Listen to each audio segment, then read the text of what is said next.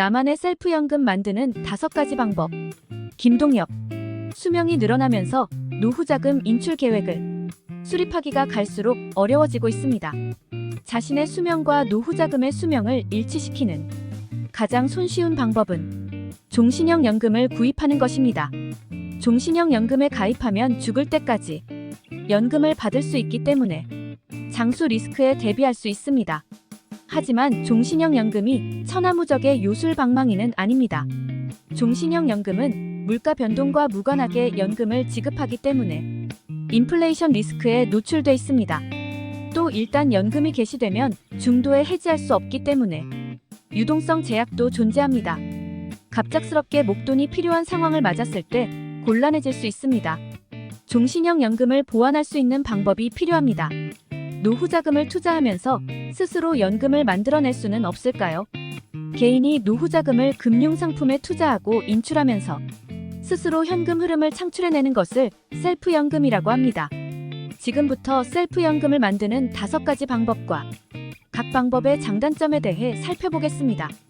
첫 번째, 정액형. 매달 일정한 금액을 인출합니다. 투자 자산을 연금화하는 가장 손쉬운 방법으로 정액형이 있습니다. 정액형이라는 말에서 알 수 있듯이 은퇴자금을 투자하면서 매달 일정한 금액을 인출하는 방법입니다. 연금저축과 IRP 가입자가 많이 선택하는 인출 방법입니다. 가입자가 인출금액과 인출주기만 정하면 지정한 날짜와 계좌에 연금을 자동 이체해줍니다. 정액형의 가장 큰 장점은 이해하기 쉽고 실행하기 쉽다는 점입니다. 하지만 수익의 크기와 순서에 따라 인출 기간이 들쭉날쭉하게 됩니다. 특히 은퇴 초반에 높은 수익을 얻으면 인출 기간이 늘어나지만 반대로 수익률이 나쁘면 은퇴 자금이 조기에 고갈될 수도 있습니다. 인플레이션에 따라 은퇴 후반으로 갈수록 구매력이 하락할 수도 있습니다. 두 번째, 물가 연동형. 물가 변동에 맞춰 인출 금액을 조정합니다. 인플레이션에 취약한 정액형을 일부 보완한 인출 방법입니다. 물가 연동형은 첫해 인출 금액이 정해지면 이듬해부터는 물가 상승에 따라 인출 금액을 조정하는 방식입니다. 국민연금에서 노령연금을 산정하는 방식과 유사합니다. 노령연금의 경우 연금 개시 첫해 연금액이 정해지면 이듬해부터는 전국 소비자 물가 변동률을 반영해 연금액을 조정합니다. 하지만 노령연금과 다른 점도 있습니다. 노령연금은 수급자가 사망할 때까지 연금을 받을 수 있지만 물가 연동형 인출 방식은 그렇지 않습니다. 정액형과 마찬가지로 수익률이 나쁘거나 은퇴 초반 수익률이 좋지 않으면 은퇴자금이 빠르게 바닥을 드러냅니다. 정액형이 가진 구매력 하락 위험을 보완하는 대가로 은퇴자금이 고갈되는 시기는 좀 더 앞당겨집니다. 세 번째, 정기형. 기간을 정해두고 인출합니다. 앞서 설명한 정액형과 물가 연동형 인출 방법의 단점 중 하나는 수익의 크기와 순서에 따라 인출 기간이 들쭉날쭉하다는 점입니다. 이 같은 단점을 보완한 것이 정기형 인출 방법입니다. 정기형은 인출 기간을 정하고 인출 시점마다 남은 은퇴자금을 남은 인출 기간으로 나누어서 인출하는 방법입니다. 예를 들어 인출 기간을 20년으로 정했다면 첫 해에는 은퇴자금의 20분의 1을 인출해서 생활비로 사용하고 남은 금액을 투자합니다. 두 번째 해에는 다시 남은 은퇴자산의 19분의 1을 꺼내 사용하고 나머지 자금은 다시 투자합니다. 이 같은 방식으로 인출하면 중도에 자금이 고갈될 염려를 하지 않아도 됩니다. 정해진 인출 기간이 끝나는 시점에 맞춰 은퇴자금이 전부 소진됩니다.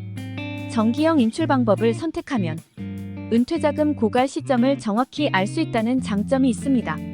하지만 정해진 인출 기간이 종료된 다음이 자금 수요에 대응할 수 없다는 한계가 있습니다.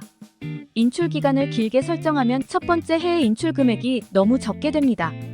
은퇴자금이 3억 원이 있다고 할 때 인출 기간을 10년으로 하면 첫 해 3천만 원을 인출해 생활비로 사용할 수 있지만 인출 기간을 30년으로 정하면 1천만 원만 인출해서 생활해야 합니다. 따라서 은퇴자금이 많지 않다면 단기간 인출 방법으로 적합합니다. 예컨대 정년퇴직 이후 국민연금을 수령할 때 발생하는 소득 공백 기간을 메우는 방법으로 정기형 인출 방법을 사용할 수 있습니다. 네 번째, 수익 수치형. 물가 변동에 맞춰 인출 금액을 조정합니다. 수익 수취형은 원금은 손대지 않고 수익만 인출하는 방법입니다. 첫 해에는 운용 수익이 없기 때문에 인출하지 않고 2년차 이후에는 운용 수익이 있을 때만 수익을 인출합니다. 손실을 입어서 원금 손실이 된 경우에는 다시 원금을 회복할 때까지 인출하지 않습니다. 투자를 해서 큰 손실을 보지 않는 한 처음 투자한 원금을 유지할 수 있다는 장점이 있습니다. 자녀에게 일정 규모의 재산을 상속하려고 할 때 적합한 인출 방법입니다.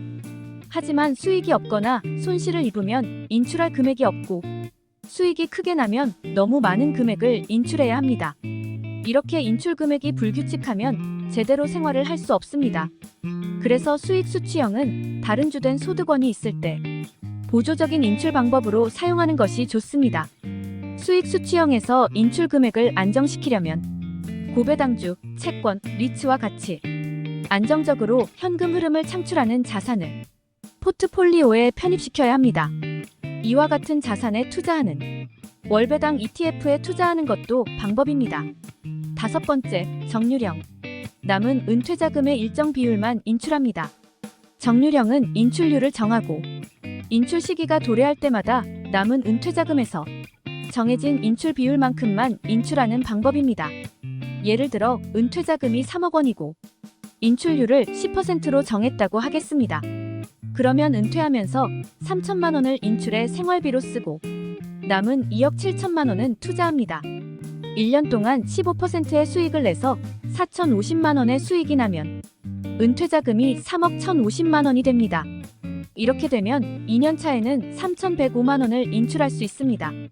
이처럼 인출률보다 높은 수익률을 내면 이듬해 인출 금액이 증가하고 수익률이 인출률보다 낮으면 인출 금액이 줄어듭니다. 정유령 인출 방법의 가장 큰 장점은 노후 자금이 고갈되지 않는다는 점입니다. 하지만 수익률에 따라 인출 금액 변동이 심하기 때문에 안정적인 생활을 꾸려나가는데 어려움이 있습니다. 이상 나만의 셀프연금 만드는 5가지 방법에 대해 알아보았습니다. 이번 영상도 유익하셨다면 구독, 좋아요, 알림 설정 부탁드리겠습니다. 오늘도 오전에는 건강을, 오후에는 부를 얻는 하루 보내세요. 감사합니다.